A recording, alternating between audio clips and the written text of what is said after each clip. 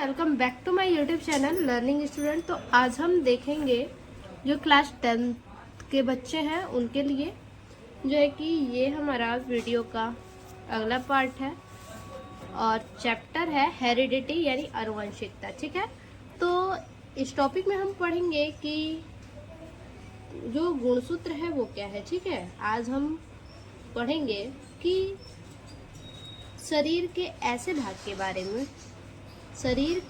भाग के बारे में हम जानेंगे जिसके कारण माता पिता के गुणसूत्र क्या होते हैं बच्चों में पहुंचते हैं। ठीक है, माता पिता के गुण बच्चों में पहुंचते हैं जिसे हम क्या कहते हैं, गुणसूत्र कहते हैं।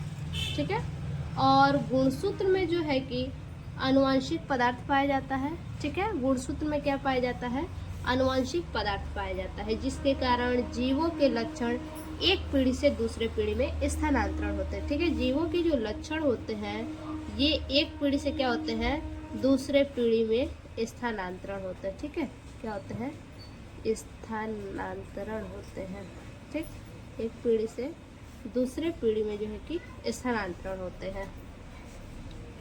और जो गुणसूत्र है, ठीक है, गुणसूत्र किससे मिलके बना होता है, गुणसूत्र जो है ये किससे मिलके बना होता है, तो गुणसूत्र जो होता है वो डीएनए, आरएनए और प्रोटीन से मिलके बना होता है। ठीक है, प्रोटीन के बने होते हैं।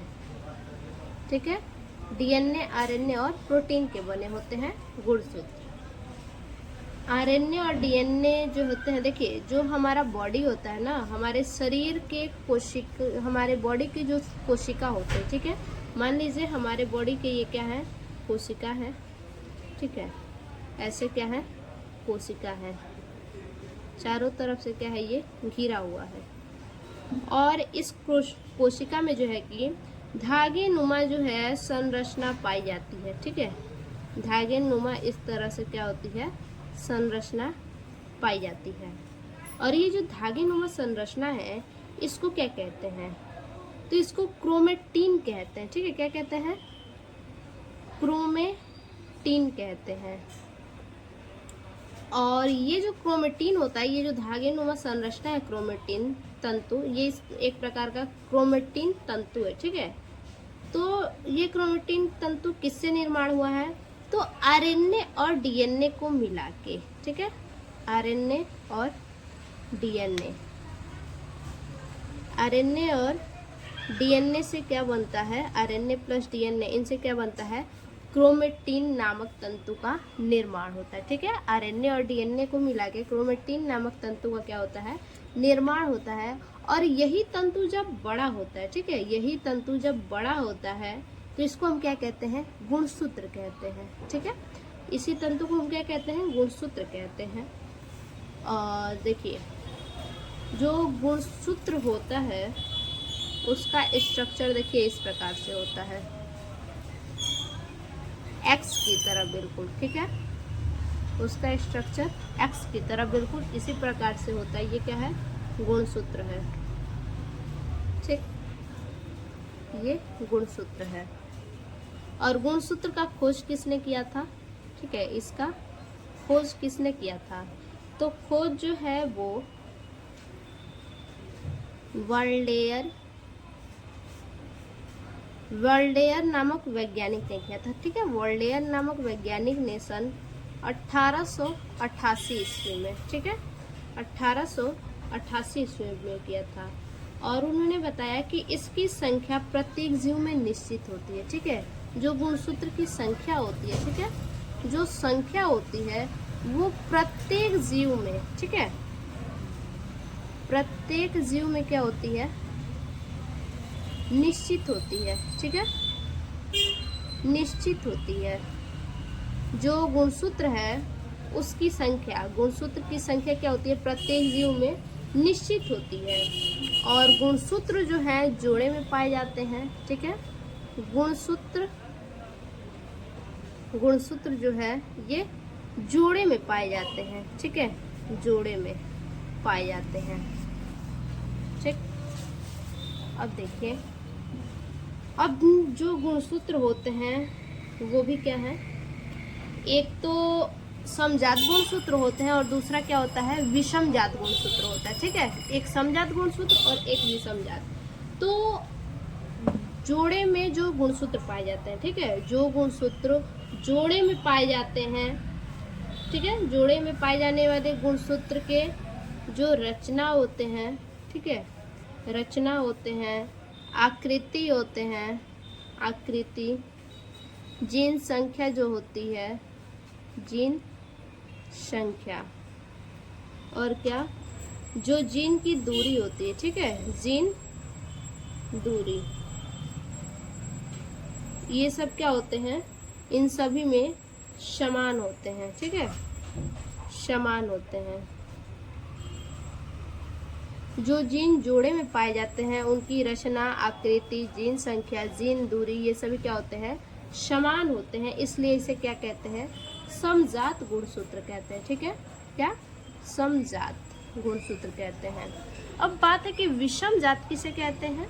ठीक है, तो विषम जात जो है यानी ऐसे गुणसूत्र, ठीक है, ऐसे गुणसूत्र जो रचना, आकृति, जीन संख्या, जीन की दूरी, ये सभी क्या होते हैं, भिन्न भिन्न होते हैं। ये सभी क्या होते हैं, भिन्न भिन्न होते हैं। ठीक है, भिन्न भिन्न होते हैं, उसे क्या कहते हैं, विषम जात गुणसूत्र, विषम जात, विषम जात गुणसूत्र कहते हैं। ठीक है, ऐसे गुणसूत्र जो रचना, आकृति, जीन संख्या, जीन की दूरी, इनमें क्या होती है, असमानता होती है, यानी भिन्न भिन्न होते हैं, उसे हम विषम जात गुणसूत्र कहते हैं। ठीक है, अब बात है कि भाई गुणसूत्र के कार्य क्या होते हैं। ठीक है, अब गुणसूत्र के कार्य क्या होते हैं, कार्य को जान लीजिए। तो कार्य जो है, देखिए, जो इनके कार्य हैं, गुणसूत्र जीवों के आनुवंशिक लक्षणों को क्या करते हैं, पीढ़ी दर पीढ़ी पहुंचाने में सहायता करते हैं। ठीक है, यानी हम कह सकते हैं जो गुणसूत्र होते हैं उन्हीं के द्वारा माता पिता के लक्षण क्या होते हैं, संतानों में पाए जाते हैं। ठीक है, गुणसूत्र के द्वारा, गुणसूत्र के द्वारा माता पिता के लक्षण, ठीक है, माता पिता के लक्षण संतान में पहुंचते हैं, संतान में पहुंचते हैं। ठीक है, यानी इनके क्या कार्य हैं, तो गुणसूत्र के कार्य यही है कि माता पिता के लक्षण क्या करना, उनके संतान में पहुंचाना। ठीक है, यानी जीवों के आनुवंशिक लक्षणों को पीढ़ी दर पीढ़ी क्या करना, पहुंचाने में सहायता करना, जो जीव के आनुवंशिक लक्षण है। ठीक है, आनुवंशिक लक्षण, इसको क्या करना, पीढ़ी दर पीढ़ी क्या करना, एक से दूसरे जीव में, दूसरे जीव में क्या करना, पहुंचाना। ठीक है, दूसरे जीव में पहुंचाने में क्या करना, सहायता करना। ठीक है, तो यही इसका कार्य है गुणसूत्र का। तो अब देख लेते हैं गुणसूत्र के बारे में। ठीक है, देखिए, ये जीव को कोशिका के केंद्रक में उपस्थित धागे के आकार की संरचना होती है, जो अभी हमने ये बताया। ठीक है, जीव के ये कोशिका है और कोशिका में उपस्थित है धागे के आकार का, जिसे हम क्या कहते हैं, क्रोमेटिन कहते हैं, और ये आरएनए और डीएनए से मिलकर बना होता है क्रोमेटिन। स्ट्रासबर्गर ने सन 1875 में इसकी खोज की थी। देखिए, स्ट्रासबर्गर ने तो 1875 में खोज की थी, लेकिन सर्वप्रथम जो खोज किए थे वो वाल्डेयर नामक वैज्ञानिक थे। ठीक है, खोज की थी, तथा गुणसूत्र का प्रयोग, गुणसूत्र का प्रयोग वाल्डेयर, देखिए वाल्डेयर ने सन 1888 में कोशिका विभाजन के अध्ययन समय दिया था। इन्होंने अपना जो खोज किया था ये कब, कोशिका विभाजन के समय, ये अध्ययन के समय दिए थे। ठीक है, सरल शब्दों में यह केंद्रक में पाए जाने वाले, सरल शब्दों में हम कह सकते हैं कि केंद्रक में पाए जाने वाले न्यूक्लियोप्रोटीन, न्यूक्लियोप्रोटीन यानी न्यूक्लियोप्रोटीन प्रायः यह कुंडलित धागेनुमा संरचना के रूप में दिखाई देता है। यही जो है धागेनुमा संरचना, न्यूक्लियोप्रोटीन। ठीक है, दिखाई देता है धागेनुमा संरचना में, तथा विभाजन के समय यह संघनित होकर दंडाकार, सर्पिलकार तथा तंतुनुमा हो जाता है।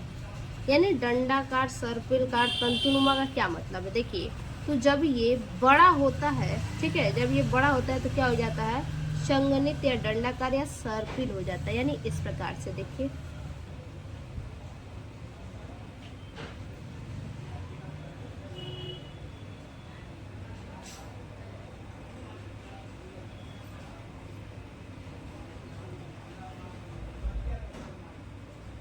अब इसमें क्या होगा? देखिए इस प्रकार से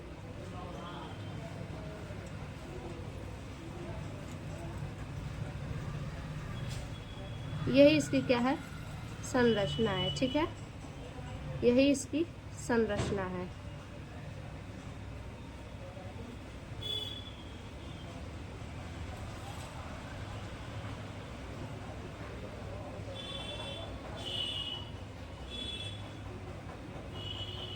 यही जो सर्पिलाकार कह लीजिए, दंडाकार कह लीजिए, ठीक है, इसी को कहा जाता है। अब इसमें क्या होगा? इसके बीच बीच में हम डॉटेड भर देंगे। ठीक है, बड़ा होता है तो सेम ऐसे ही हो जाता है। ठीक है, अब आगे देखेंगे। देखिए, अब देखेंगे गुणसूत्र के प्रकार। तो गुणसूत्र के प्रकार में जो पहला है वो कायिक गुणसूत्र है। अब कायिक गुणसूत्र क्या है इसको समझिए। वे गुणसूत्र जो लिंग लक्षणों को छोड़कर जीन के अन्य लक्षणों का निर्धारण करते हैं। ठीक है, क्या कह रहा है? ऐसे गुणसूत्र जो लिंग लक्षण को छोड़कर, लिंग लक्षण यानी क्या? अंडाणु और शुक्राणु। ठीक है, अंडाणु और शुक्राणु को छोड़कर जीन के अन्य लक्षणों का निर्धारण करते हैं। अन्य लक्षण यानी माता पिता से जो विरासत में मिले होते हैं, कायिक गुणसूत्र कहलाते हैं। कायिक गुणसूत्र नर और मादा दोनों में समान होते हैं। ठीक है, जो कायिक गुणसूत्र होते हैं वो नर और मादा दोनों में समान होते हैं। तो ये हो गया कायिक गुणसूत्र। ठीक है, इसमें क्या होता है? जो शुक्राणु और अंडाणु होते हैं, इन लक्षणों को छोड़ करके, ठीक है, अन्य लक्षण का निर्धारण करते हैं। अन्य लक्षण यानी जो माता पिता से विरासत में मिले होते हैं। ठीक, अब दूसरा जो है वो है लिंग गुणसूत्र। अब लिंग गुणसूत्र क्या होता है इसको समझिए।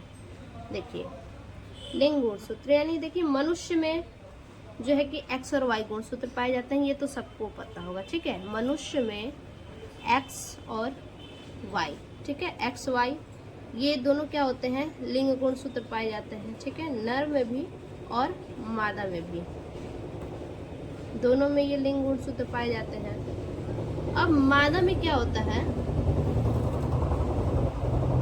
मादा में एक्स एक्स होता है और वही नर में क्या होता है?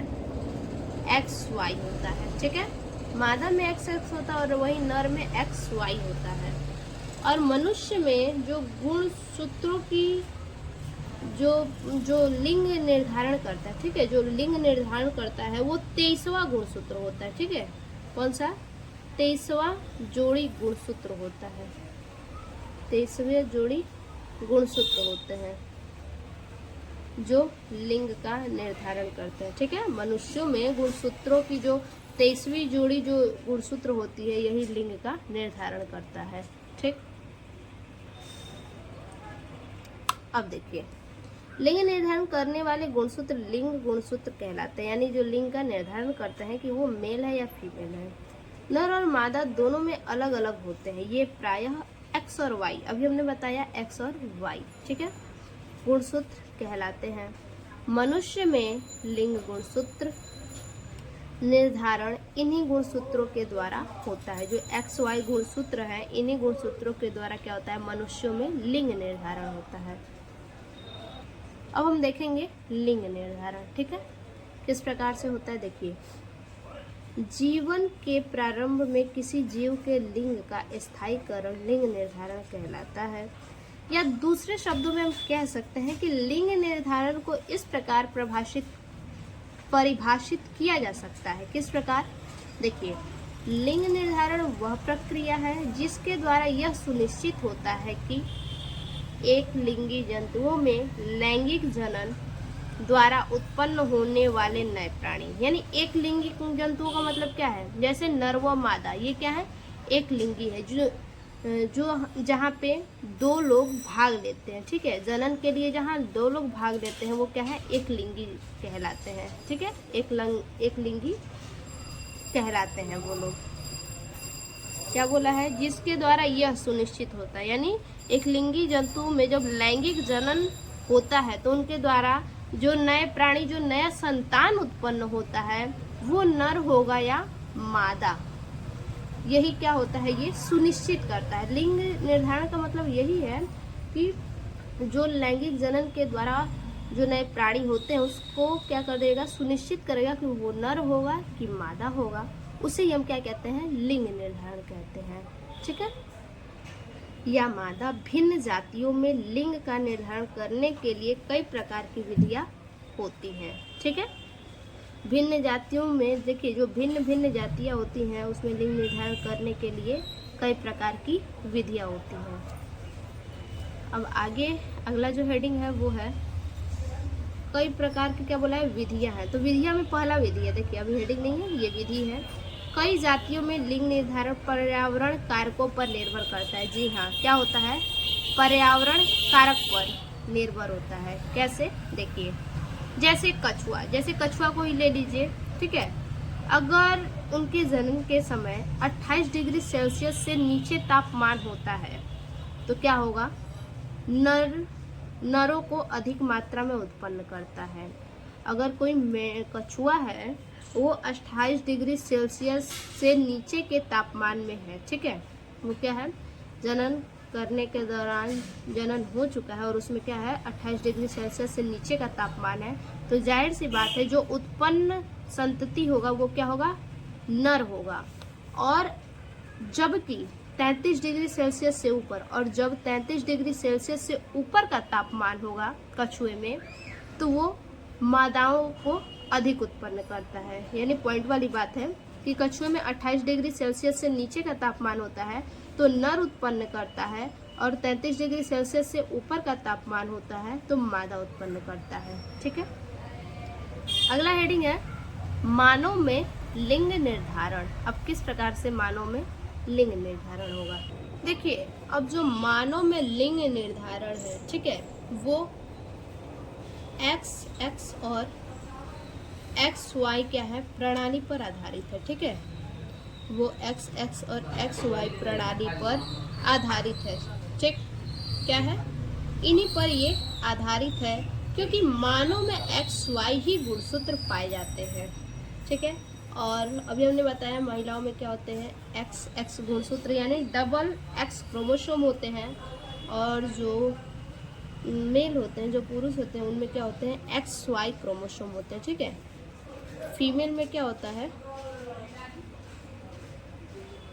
फीमेल में जो है वो X और X क्रोमोसोम होते हैं, और मेल में जो होता है, जो मेल में होता है, ठीक है, मेल में जो है क्या होता है, X और Y होता है, ठीक है। तो जो बच्चे का लिंग होता है, ठीक है, जो न्यू बेबी होगा उसका जो लिंग होगा तो वो इस बात पे निर्भर करता है कि उसे पिता से कौन सा गुणसूत्र मिला और माता से कौन सा गुणसूत्र मिला। अगर पिता से X मिलता है और माता से भी X मिलता है तो ये जो न्यू बेबी होगा वो क्या होगा, वो लड़की होगी, ठीक है, वो क्या होगी, लड़की होगी। और वहीं माता से अगर X, माता के पास X है तो जाहिर सी बात है X ही देगी, और पिता से अगर क्या मिलता है, Y मिलता है, तो जो नया संतान होगा वो क्या होगा, लड़का होगा, ठीक है। यानी ये इनके जो माता पिता हैं उनके गुणसूत्र पर क्या होता है, निर्भर होता है कि इनसे कौन सा गुणसूत्र मिल रहा है, ठीक है। जहाँ XX होगा तो वो जो बेबी मतलब नया जो संतान होगा वो लड़की होगी, और XY होगा तो नया संतान लड़का होगा, ठीक है। मानव में जो टोटल जो गुणसूत्र होते हैं, ठीक है, वो 23 जोड़े होते हैं, ठीक है।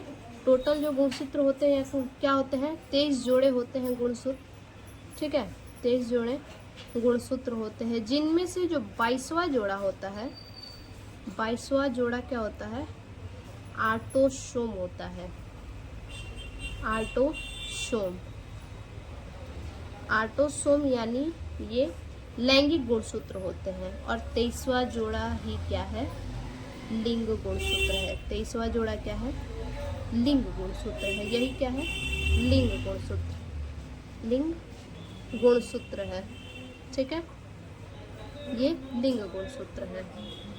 और बात करें अगर महिलाओं में, तो महिलाओं में अभी हमने आपको बताया कि 2 एक्स गुणसूत्र होते हैं, ठीक है, 2 एक्स गुणसूत्र होते हैं, इसलिए वो केवल एक प्रकार अंडाणु, ठीक है, इसलिए ये क्या करती हैं, जो फीमेल होती हैं, जो फीमेल होती हैं वो क्या करती हैं, उसमें इनमें 2 एक्स गुणसूत्र होते हैं, इसलिए ये केवल एक ही प्रकार के अंडाणु, ठीक है, एक प्रकार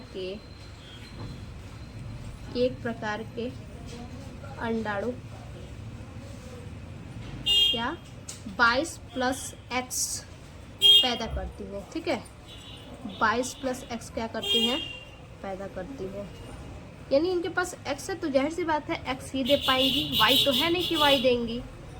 और वहीं अगर पुरुषों में बात किया जाए, ठीक है, मेल की बात की जाए अगर, तो पुरुषों में क्या होता है, एक एक्स होता है और एक क्या वाई गुणसूत्र होता है, ठीक है, एक एक्स और एक वाई गुणसूत्र होता है, इसलिए वे 2 प्रकार के, ठीक है, वे क्या करते हैं,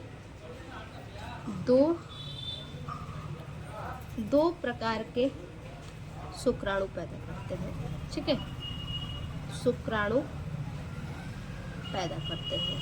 यानी कहने का मतलब है पैदा करते हैं, अर्थात इसका मतलब है कि एक एक्स गुणसूत्र, ठीक है, एक एक्स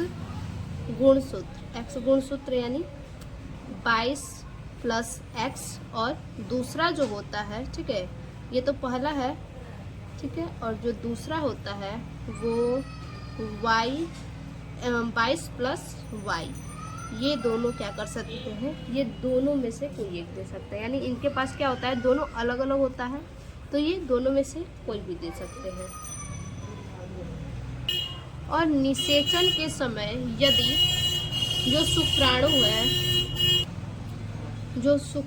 है, ठीक है, निषेचन के समय अगर शुक्राणु वाई और जो अंडाणु है ना, ओवम, ठीक है, जो अंडाणु है वो एक्स निषेचित करता है, ठीक है, क्या करता है, निषेचित करता है, तो क्या होगा, बच्चा जो है वो क्या हो जाएगा, एक्स वाई यानी बन जाएगा, ठीक है, तो जो एक्स वाई है ये क्या हो जाएगा, तो ये लड़का होगा, ठीक है, ये क्या होगा, लड़का होगा। अगर शुक्राणु वाई और अंडाणु एक्स निषेचित होते हैं तो एक्स वाई बन जाएगा यानी लड़का होगा। और वहीं यदि जो शुक्राणु है, ठीक है, शुक्राणु एक्स और अंडाणु के पास एक्स ही है दोनों, तो वो एक्स ही देगा, जाहिर सी बात है, तो अंडाणु एक्स ये निषेचित होते हैं, ठीक है, ये निषेचित होते हैं तो क्या होगा, एक्स एक्स होगा, यानी ये क्या होगा, लड़की। आने वाले जो संतान होंगे वो क्या होगी, लड़की होगी। यानी प्रत्येक निषेचन के साथ, ठीक है, प्रत्येक निषेचन के साथ लड़का या लड़की होने की संभावना कितना है, 50% होता है, ठीक है, प्रत्येक निषेचन के साथ, प्रत्येक निषेचन, ठीक है, प्रत्येक निषेचन के साथ 50% की ही संभावना होती है कि वो लड़का होगा या फिर लड़की होगी, ठीक है।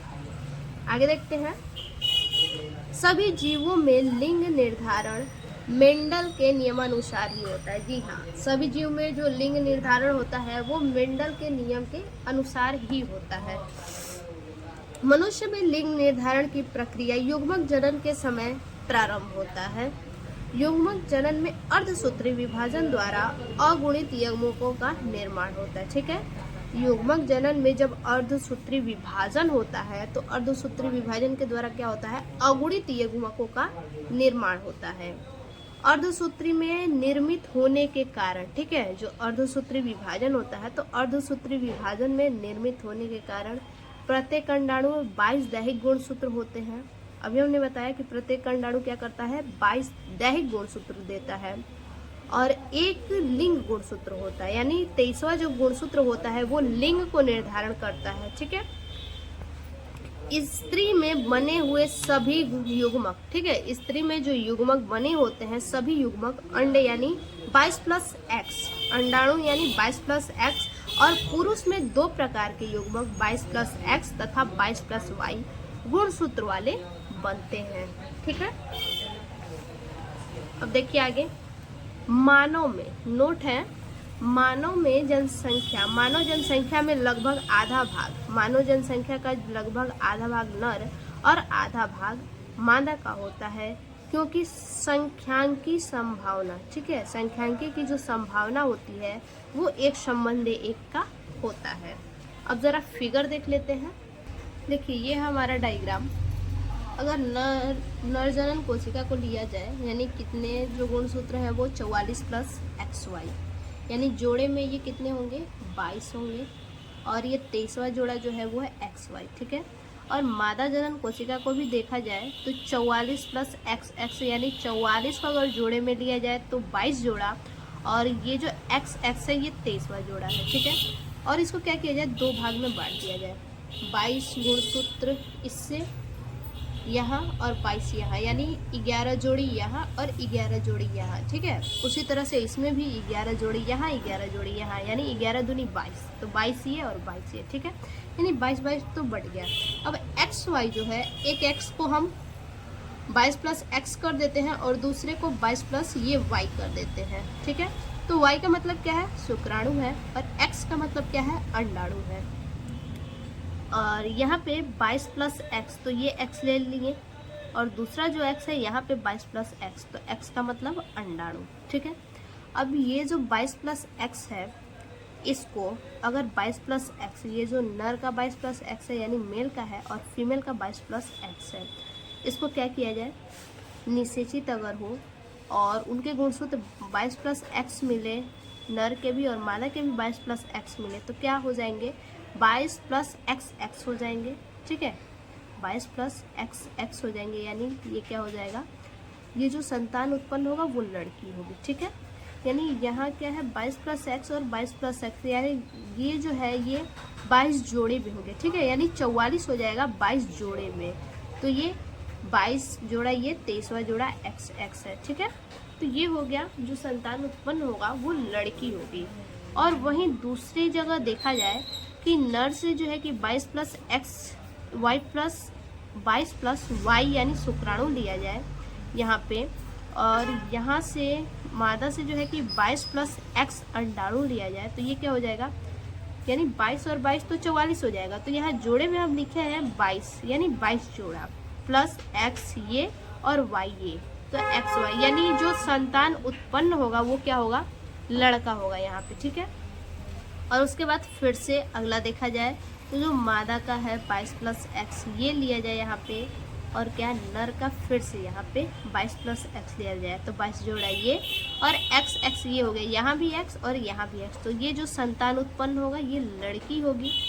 फिर से जो चौथा स्टेप है, यहाँ देखिए 22+X यहाँ से लिया जाए अंडाणु, और 22+Y यहाँ से लिया जाए शुक्राणु, ठीक है। तो ये क्या हो गया, 22 जोड़े में, और XY ये 23वां जोड़ा गुणसूत्र हो गया, जो है कि 23वां जोड़ा लिंग गुणसूत्र है XY, अगर ये लिया जाए तो उत्पन्न होने वाली संतान जो होगा वो लड़का होगा, ठीक है। यानी हम कह सकते हैं कि 50-50% का चांस होता है कि लड़का होगा या लड़की, एक्यूरेट बिल्कुल नहीं कहा जा सकता है, ठीक है।